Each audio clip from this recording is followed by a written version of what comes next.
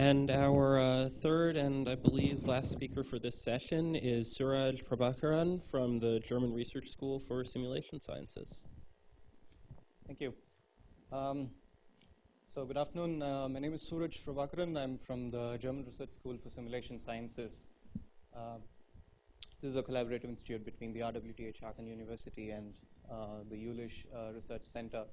So we've been recently working on batch systems, especially for adaptive parallel programs.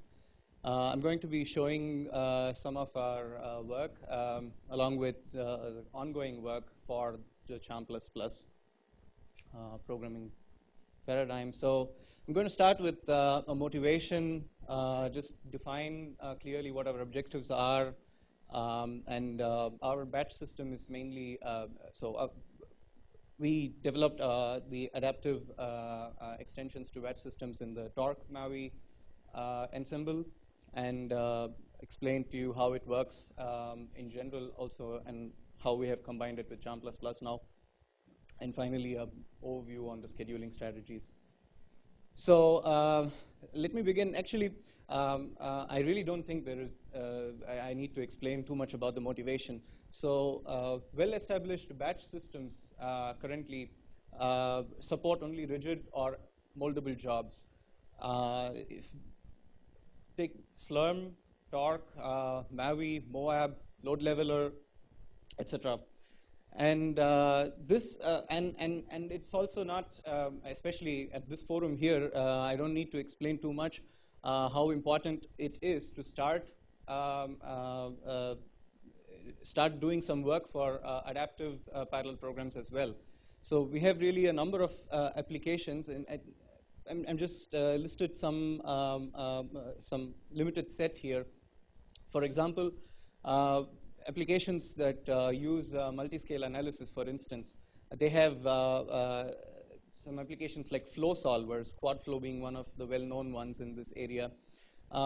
They have grid sizes that increase during your execution, and you can never predict before how much they actually increase for different problems. And when they increase, you produce more computations, meaning that you might have to actually need more, you need more resources to complete these jobs on time, right? And as I said, you cannot predict it before. So if you don't know, then your program is actually going to probably quit abruptly, terminate abruptly. AMR also needs no introduction, I would say. Highly used in astrophysics applications. Here the sizes are like decreasing or increasing, right? It happens at different levels, different points of time. It increases or decreases, and you cannot predict the pattern when it will increase and when it will not when it will decrease. When it increases, more computations, and when it does not, then you don't have so much computations. So the resources can be varied there. And then there are also other class of applications that actually need secondary simulations running along with the primary ones. For example, doing some analysis phases. Weather simulations are one of the prominent examples. And in the forthcoming scenarios, these brain simulations are going to be one of the biggest examples for this, because there's a lot of work being done for the brain simulations here. If you want a Nobel Prize, find out how to encode, how information is encoded in the human brain, right? So this being the case, so we really need batch systems that you can deploy, and can actually support these adaptive scenarios. So these adaptive scenarios can be split, or can be divided into two here. One is evolving, and the second one is malleable. So I suppose from the previous talk that you already know what malleable means. So meaning that the resource availability for a job changes during its execution, and the change is initiated by the batch system itself. So I'm not actually referring now to the scheduler alone. I'm calling it a batch system because that is work for the product that or the software that is actually managing the resources as well as the scheduler that's deciding which jobs get what resources and so on. So here the batch system needs to start supporting these class of jobs for a number of reasons that I'm going to explain. And then there is the evolving scenarios where I explained with this multi-scale analysis programs, where application initiates an expansion or a shrink. Application says, I want to have more resources. And this is actually a surprise request to the batch system. It has no idea that a running application is going to ask for some more resources. And what can it do for that is, again, the question. Now, when you support these two scenarios, when your batch system can do that, then the benefits are really multifold. Unpredictably evolving applications can get such resources on the fly. So they don't have to terminate abruptly. You don't have to restart all your job all over again with large number of resources. And at the same time, when you do not need at any computational phase, when you don't need resources anymore, you can release them so others can use it. Increases the system utilization heavily with such techniques, and naturally, this also calls for better throughput and response time to jobs in the queue. And finally, this is a much needed feature for fault tolerance for the forthcoming architectures. So if one would look at the so our objective mainly is first to enable these dynamic allocation and deallocation features in a batch system, and propose effective scheduling strategies for evolving as well as malleable jobs. So we have done already some work in the evolving scenario for the scheduling, and we are currently working on malleable jobs as well. And this we implemented in the Torque Maui batch system, which I presume most of us here would know because it's been heavily used all over. And in fact, you can also you don't have to just stick with this ensemble. You can use Torque, and if you have a scheduler that supports dynamic allocations, then you can as well combine both and use them. That's how we have developed this. So what I want to show here is, although this whole malleable evolving scenarios scheduling for such classes of jobs, they have been really talked a lot about. If you look at literature, there's always been proposals for scheduling and features, scheduling features that one can use, but still we don't really have a well-established batch system that actually has these features, right? One of the biggest reasons for this is batch systems are inherently designed to be static allocators, right? And changing it or extending it with such facilities is horribly difficult. It's really much work. And second, also programming models. I mean, MPI has dominated for several years, right? And MPI is not really adaptive in that sense. So of course you can use MPI too. You can get nodes. You can do MPI com spawn and disconnect when you don't want and so on. But it's not the most convenient paradigm for a user.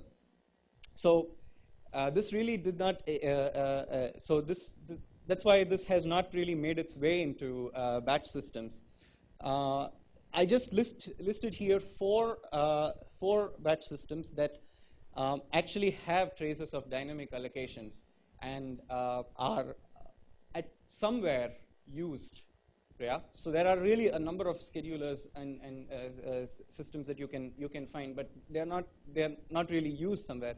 In production, you can find these four. Slurm has a dynamic allocation feature, but this has been only recently developed, and I don't know if there are actually users who have used this and what's their experience with it. But this dynamic feature also comes from something like getting a job, one job, actually during runtime, submitting another job, and attaching that job with the previous job, right? So if you submit another job and make a dependency to it with your current job, the number of resources that you get, 2 or 3 or 4, you have to release them also in the same set. You can't obtain four nodes dynamically and then just release 2 of them. This is not possible. So that is one restriction here.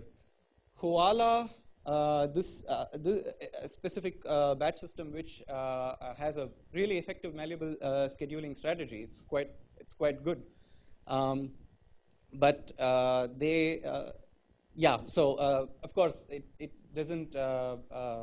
Yeah, it hasn't made its way big, I would say, and also lacks support for evolving jobs. OAR is another one. This is again supports malleable jobs. QRMV, this RMV2. This is another batch system you can find. They are all in use somewhere or the other. I think mostly in France. And if you look into the last 3, the way they have actually shown their evaluations, they've always put some work into making some particular application a malleable one. Yeah, they had to do it manually to actually show some benefits. No programming model was used just like that to actually show some to show that, yeah, well, there is this. I mean, Charm++ is one such programming model. You could just use it, and it's malleable. You can do it. But none of them really used it here, or their batch systems don't support it here. So there are really multiple restrictions in many levels that go on in these scenarios. So our effort is to break that, and we want to complement the programming model with the batch system. So try to provide also what it wants, have a tight coupling with the programming model as well, and thereby do the support evolving and malleable scenarios. So this work mainly, also shows how we integrated, how we extended the batch system, and also how we integrated support for Charm++ jobs and the forthcoming scheduling scenarios. So just a short overview of how Torque, Maui, and Symbol works. So you have the Maui scheduler and the server running at the head node, and clients submit their job with the qsub command. And once this job has been scheduled, let's say you want to have 4 nodes. Once this job has been scheduled, Maui schedules it, assigns resources, instructs server to start this job. This is sent over to the one of the 4 nodes. The first one which assumes a name Mother Superior. Yeah, it's true. So, and which then joins with the other moms so that the tasks can be executed on these nodes, and thereafter the execution is started. So this is generally how it works. Now to get the dynamic scenarios running, so especially for Charm++, so we actually first prepare Charm++ jobs that come into our Torque Maui batch systems to be able to be open for malleable as well as evolving scenarios. So first, when the user submits a Charm++ job, he specifies with minus capital L min max, that is the number of nodes needed, the minimum number of nodes needed and the maximum number of nodes that it could use, and then submits the job script as well. So when the whole scheduling happens and when the server tells the mother superior that, well, you can start this job here, we all know, I hope most of us would know that this Torque Maui, Torque creates environment variable PBS node file, which lists the nodes that are allocated for this job.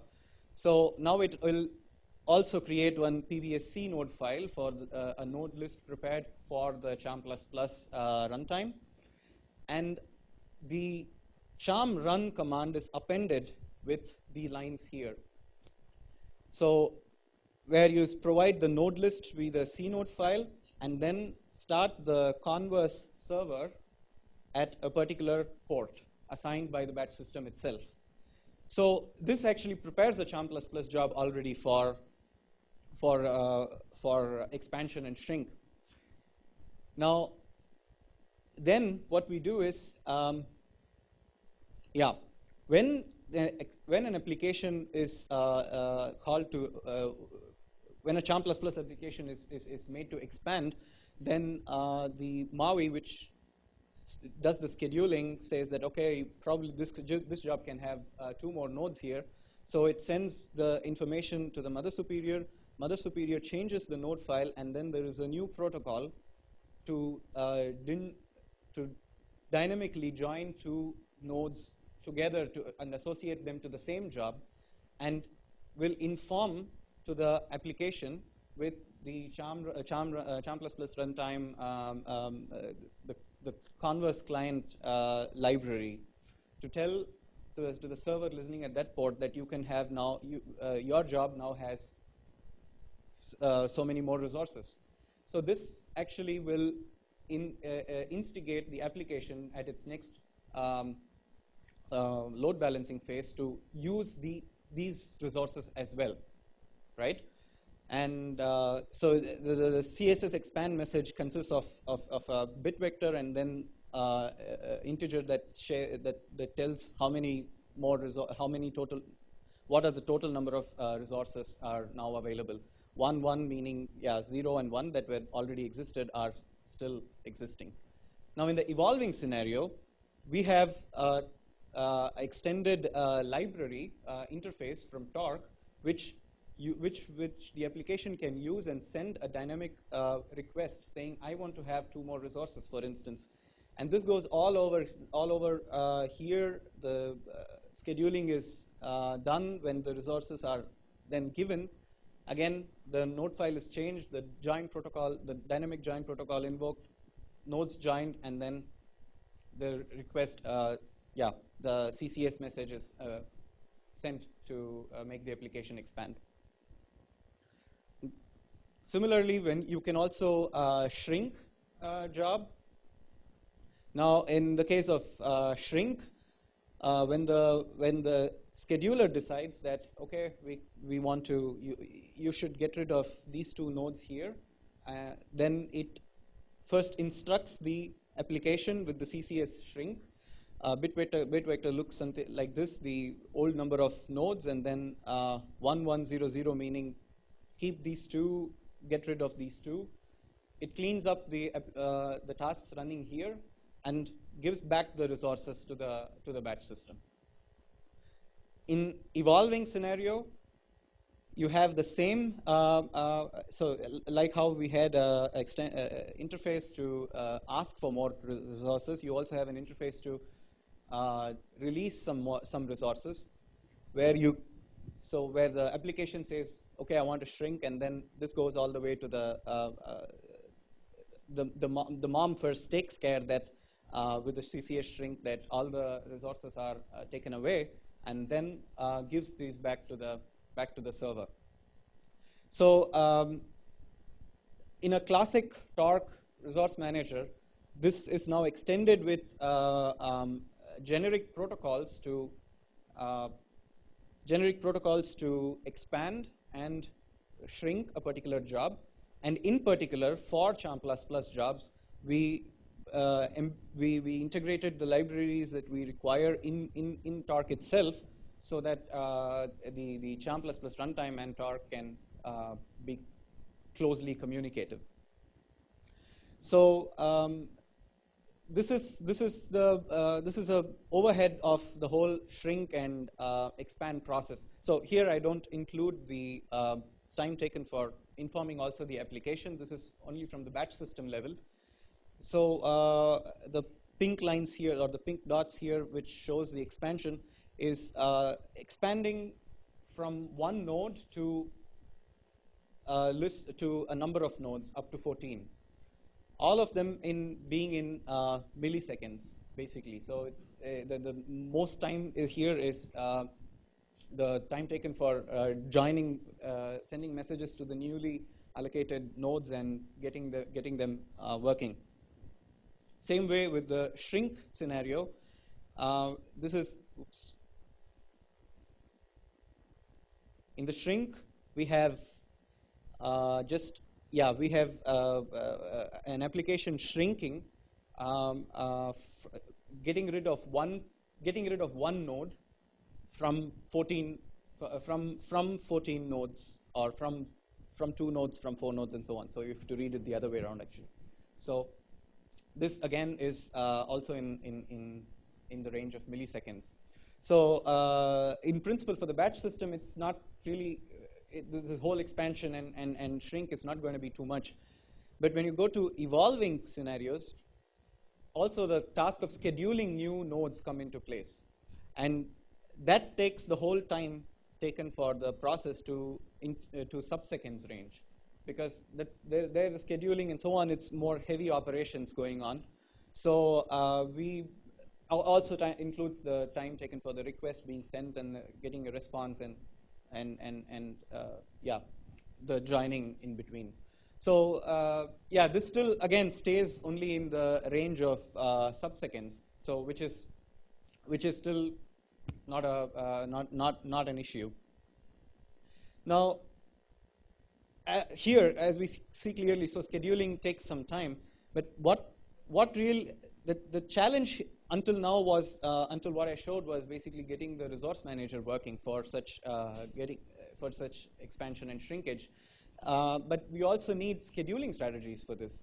A number of work has been done here. A lot of people have proposed many scheduling scenarios for unpredictably evolving jobs and so on. But none of them actually you can put in practice. This is because you have multiple challenges that come when you really put it, when you really do it in a deployed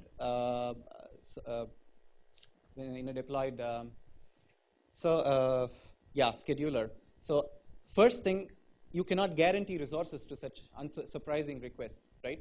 You can increase the availability of resources for such requests by having either separate partition for such requests, or preempting some jobs, or if there are malleable jobs running, then you could get resources from malleable jobs and give it off to the evolving jobs, right? So in particular, when it comes to evolving jobs, it's quite tricky. And the biggest challenge is also fairness. I mean, think about this. You have 2 jobs running in a small 6-node cluster. So there is A with 2 nodes that's going to finish in 8 hours, and then there is B with 2 nodes that's going to finish in 4 hours. And the job C, which requires 4 nodes, is being reserved to start after 4 hours, right? Now, if A wants to dynamically get 2 more resources because it expanded somehow inside, and asks for this in the batch system, and the batch system says, okay, highest priority to evolving jobs, they need to complete, and then I give it away. Now C is then moved here. It can only start after 8 hours. I mean, imagine you submit a job, it says, this batch system says it's going to start at 12 o'clock tonight, so you peacefully go to sleep thinking that tomorrow morning you're going to see some results, and then it says, sorry, it's going to take until today's 12 o'clock because there is an evolving job that took your resources. So you don't want such scenarios. This is, actually, nobody really worked on this. interestingly. Nobody really thought about it in this sense and thought about some fairness here. So what we did, we took the Maui scheduler, we extended it with some configurable, administrator configurable parameters to control how much dynamic, how much priority you can give to evolving jobs and how much priority you can give to, you should give to static jobs. So what it does is it calculates the delays that it actually causes to the existing reservations, and it looks through these limits to decide if this job can actually get these resources or not.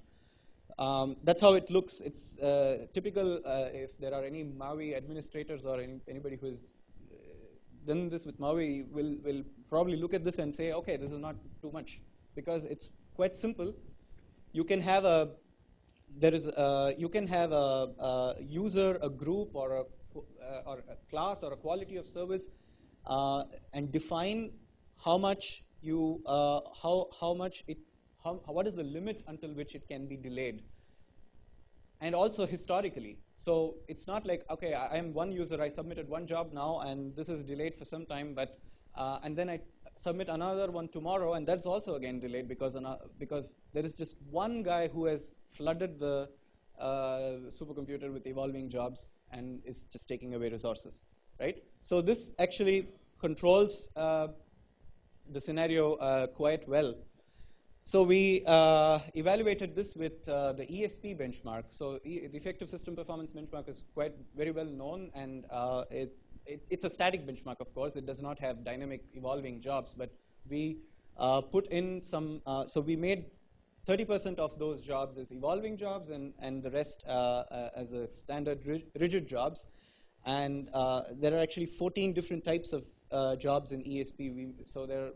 Each type we assumed each type to be from one particular user. And what we see in, owing to time, I'm just going to rush through the next slides. So what we see is in the system utilization from static to, there are three cases I show here. One is the static scenario, no dynamic workload. Then in the dynamic scenario, there is all the evolving requests are given the highest priority. That is, if it asks for nodes and if they are available, give it to it. And then a 600 scenario where no user is allowed to get his jobs delayed more than 600 seconds historically, that over a period of 1 hour. That's the scenario here. So we see that system utilization increases from 77.45 to 85.02. Not some. Now, if you're wondering, it's not a huge number. 77.45 is already the best that you can get. It includes backfilling. It includes it includes backfilling for this particular workload, and ESP workload is also one of the packed workloads that leaves really few nodes free when executed. So there, with just 30% evolving jobs, of course, not all of them get their resources. 69 of them are asking for resources at a particular expansion time, but 43 of them only get it. But the utilization improves, and also the throughput here. But there is a problem. Problem is, for example, type L jobs, they are the ones getting affected because of such scheduling strategies. The green line shows how the type L jobs waiting times in the highest priority scenario, and you can see that there are many jobs that they have to wait longer than actually they were meant to, because evolving jobs taking away. So with the 600 scenario, with that configuration, this is controlled. So of course you can't go back and control, but the point I want to make here is an administrator can very well define such scenarios, define such configurations in a way to make the cluster behave in a predetermined way.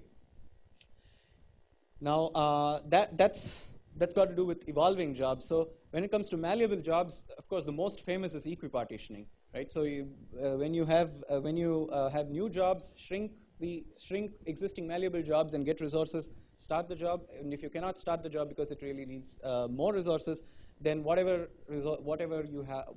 jobs you're available, whatever resources are available, distribute them equally to the malleable jobs that are running. This is like the standard golden algorithm followed by most of the malleable schedulers.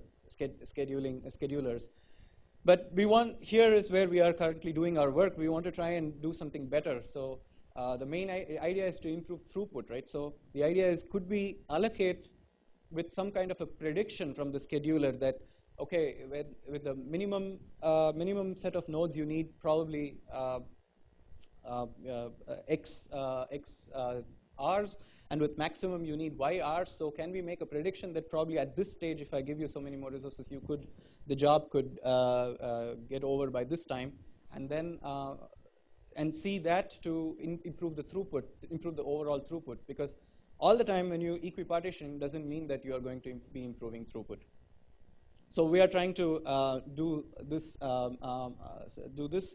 And also the third one is backfilling is usually eliminated in such scenarios.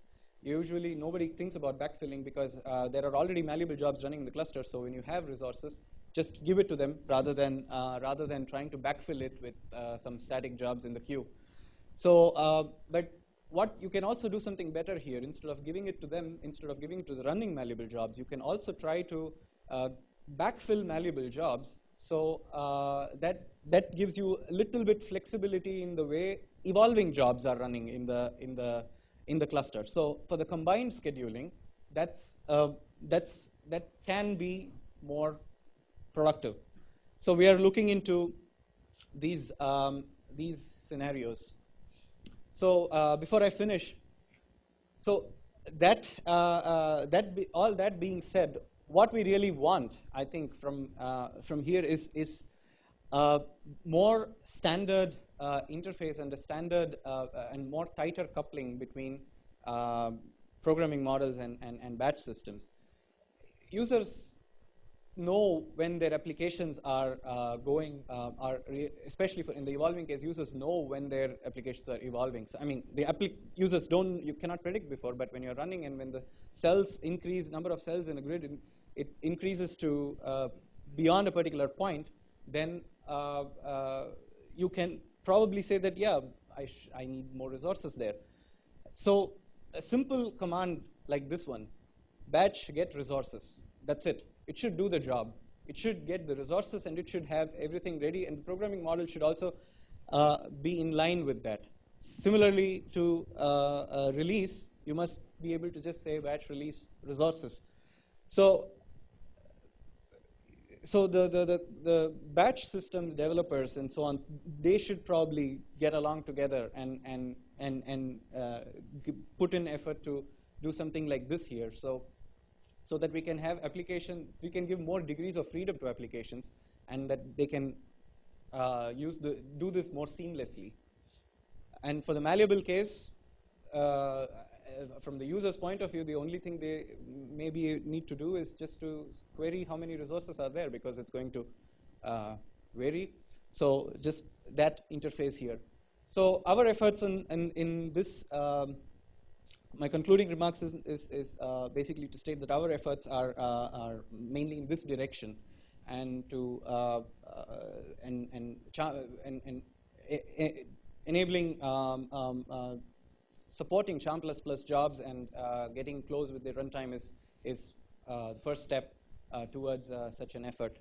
So we are going to be working also on the malleable strategies and combined scheduling strategies, and hopefully in the future get more standard interfaces for the same. Thank you. I can take some questions if you have. Okay, so we've got time for a question or two, and after that we'll have a break running till 3:30.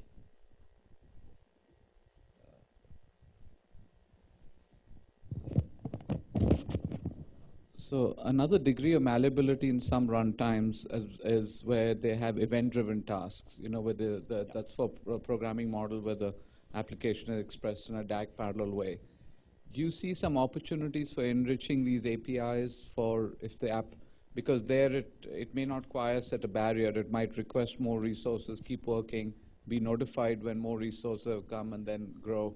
Do you see opportunities for those kinds of extensions? Yeah, sure. Actually, yeah, one thing I should have mentioned is in this scenario, when the application requests some resources, if they are not available, then quickly a reject is returned because the application has to continue, right? But as you mentioned, this is something that you can really use. You can post a request first, and then get it in the queue, and maybe when it becomes available at a future point, call back and get those resources. Yes, I think that's also I think it should be done. So.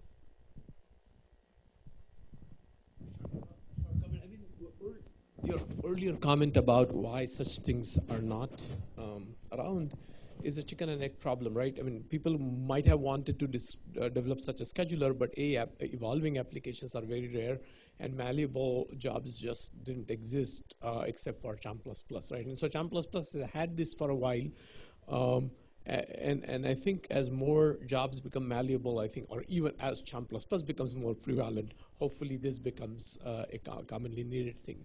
I just wanted to also point out that 2004-ish time frame that we did a scheduler based on malleability. Of course, that was a standalone scheduler, and that's much easier to do. And so it's very commendable and useful to have a production scheduler like Maui actually having that capability. So is that capability going to exist in some version that will be there in the scheduler, or is this too experimental?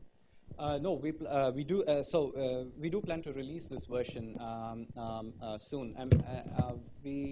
Of course, we are a separate group. We are not one of the Torque or Maui developers. Actually, I don't think there are any more Maui developers. Probably I'm the only one, because Maui is totally taken over by Moab. So, yeah. So we plan to. Also talk with the Torque developers, integrate our work with them, and hopefully before the end of this year, we will release a version that it can be deployed.